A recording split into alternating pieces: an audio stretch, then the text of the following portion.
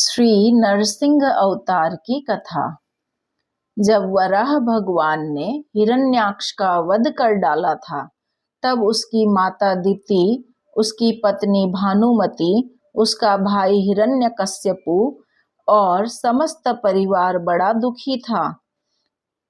दैत्येंद्र हिरण्यकश्यपु ने सबको समझा बुझाकर शांत किया, परंतु स्वयं शांत नहीं हुआ।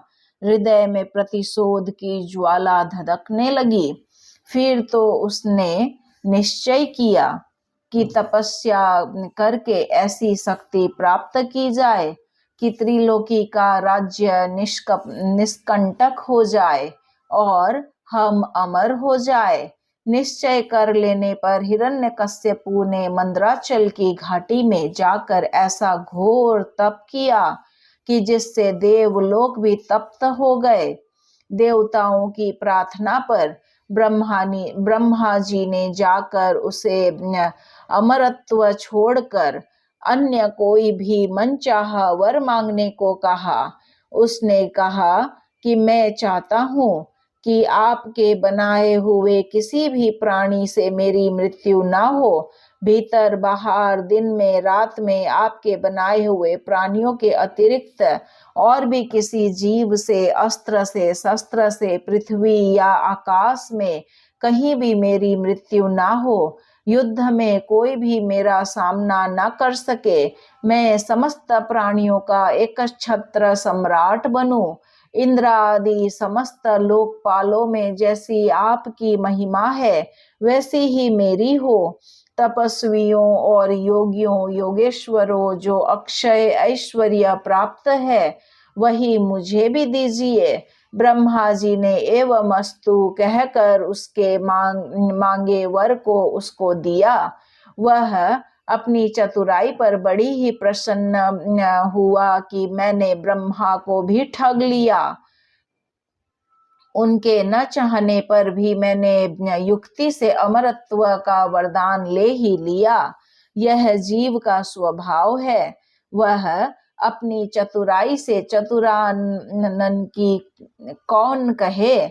भगवान को भी धोखा देने का प्रयत्न करता है। वैसे ही हिरण्यकश्यपु ने भी अपनी समझ से मृत्यु का दरवाजा बंद ही कर लिया था, किंतु भगवान ने जब चाहा तो खोल ही लिया। वर प्राप्त कर उसने संपूर्ण दिशाओं, तीनों लोकों तथा देवता, असुर, नर, गंधर्व, गरुड़, सर्प, सिद्ध, चारण, विद्याधर, ऋषि, पितृगणों के अधिपति, मनु, यक्ष, राक्षस, पिशाचपति, भूत और प्रेतों के नायक तथा संपूर्ण जीवों के स्वामियों को जीतकर अपने वशीभूत कर लिया। इस प्रकार उस विश्वजीत असुर ने अपने पराक्रम से संपूर्ण लोकपालों के स्थान छीन लिए। स्वयं इंद्र भवन में रहने लगा। उसने दैत्यों को आज्ञा दी कि आजकल ब्राह्मणों और क्षत्रियों की बहुत बढ़ती हो गई है। जो लोग तपस्या, व्रत, यज्ञ, स्वाध्याय और दान आदि शुभ कर्म कर रहे हैं, उन सब को मार डालो, क्योंकि विष्णु की जड़ है द्विजातियों का कर्म धर्म और वही धर्म का परम आश्रय है। दैत्यों ने जाकर वैसा ही किया, परंतु जहाँ त्रैलोक्य में इस प्रकार का धर्म का नाश किया जा रहा था, वहाँ हिरण्यकश्यपु के पुत्रों में प्रहलाद जी जन्म से ही भगवत भक्त थे। 5 वर्ष की अवस्था में वे अपने पिता को भगवत भक्ति का पाठ सुना रहे थे। पुत्र को अपने शत्रु विष्णु का भक्त जानकर उसने यह निश्चय कर लिया कि यह अपना शत्रु है जो पुत्र रूप से प्रकट हुआ है, अतः उसे मार डालने की आज्ञा दी। पर दैत्यों के सब प्रयोग व्यर्थ हुए। तब हिरण्यकश्यपु को बड़ी चिंता हुई। उसने उन्हें बड़े बड़े मतवाले हाथियों से कुचलवाया, विषधर सर्पों से डसवाया, कृत्य राक्षसी उत्पन्न कराई कि प्रहलाद को खा ले, पहाड़ों पर से नीचे गिरवाया, संबरासुर से अनेकों प्रकार की माया का प्रयोग कराया, विष दिलाया, दहकती आग में प्रवेश कराया, समुद्रों में डुबाया इत्यादि अनेक उपाय मार डालने के लिए किए, पर उनका बाल भी बांका नहीं हुआ।